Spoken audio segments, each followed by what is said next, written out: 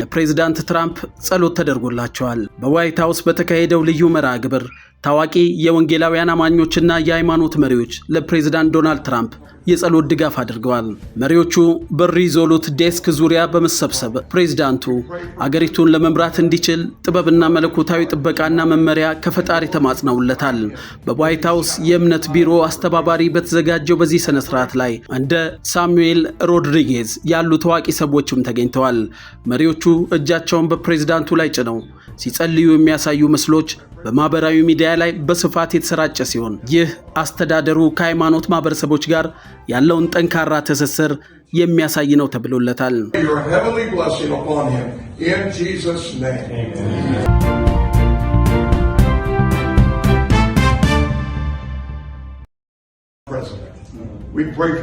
ለፕሬዝዳንት ትራምፕ ጸሎት ተደርጎላቸዋል። በዋይት ሃውስ በተካሄደው ልዩ መርሃ ግብር ታዋቂ የወንጌላውያን አማኞችና የሃይማኖት መሪዎች ለፕሬዝዳንት ዶናልድ ትራምፕ የጸሎት ድጋፍ አድርገዋል።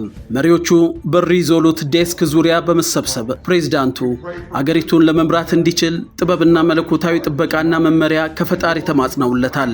በዋይት ሃውስ የእምነት ቢሮ አስተባባሪ በተዘጋጀው በዚህ ስነ ስርዓት ላይ እንደ ሳሙኤል ሮድሪጌዝ ያሉ ታዋቂ ሰዎችም ተገኝተዋል።